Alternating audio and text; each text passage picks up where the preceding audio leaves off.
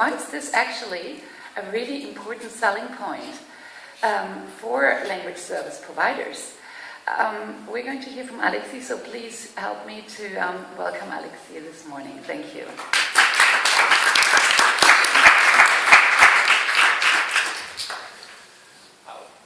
Thanks a lot for the introduction, and let me introduce myself again. I'm Alexei Kozylev, the head of the Moscow School of Audiovisual Translation, and we developed several, well actually multiple courses for translators and sales managers of various language service providers and corporate clients.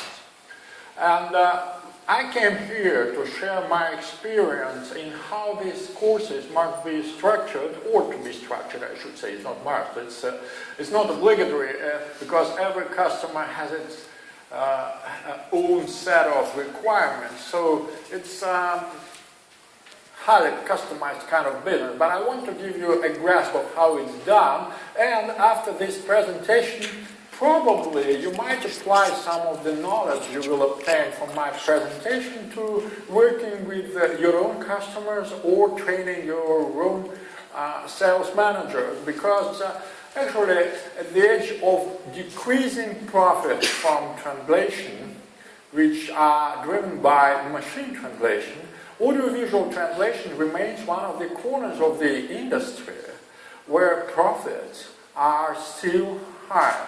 And it is due to the fact that no matter what the purpose of machine translation and certain software applications automating the process of translation subtitling say, for most language pairs, as one of the research projects sponsored by the European Union, actually I mean SUMAT project, proved it's only about 10 or 15% of all corpus of subtitling can be translated by machine, because the software does not factor in the visual component, and it takes more than 50% of the viewer's attention. So let me start with the course, and you may ask me certain questions after it's over. I'll leave about 10 or 15 minutes for their question and answer session. So, this story I'm going to tell you is based on real events. Well, these disclaimers are necessary in our business. No customers were harmed during the making of this procedure. And a lot of added value for language service provided resulted from its practical application. So no sins of smoking and no sins of alcohol or abuse or substance abuse are shown in this presentation. How we actually came to develop all that. Our company specializes, it will be very, very brief, but you need to understand why we had to develop all this. We specialize in translation for lip sync, dubbing and voiceover, for in-game localization, and in corporate and ad copywriting. And we came across the fact that there are a lot of industry problems that are related to certain misconceptions and that deal with game translation and audiovisual translation in general. It all led to the fact that, for example, in Russia, there is an acute lack of translation talent for audiovisual translation. And this problem is shared by all the former Eastern Bloc countries.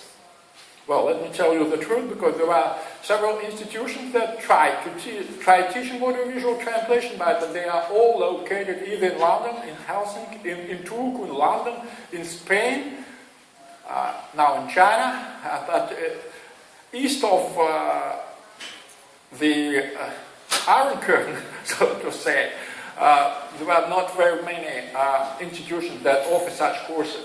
Then, the lack of sources of talent for audiovisual game and copyright translation. And the most difficult problem was the lack of understanding of what is translated. That's why I will have to give you a brief overview of what audiovisual translation is, otherwise you wouldn't be able to understand what we actually teach. Misconceptions. Translation of audiovisual materials is perceived as something like fiction translation. It's usually what your customers give to you. Or even language service providers, something like oral translation. Some people mistake it for synchronous translation of movies done during the festival. It's not audiovisual translation, it's synchronous translation. Something like synchronous translation, and the biggest misconception, translation of audiovisual materials, is very simple.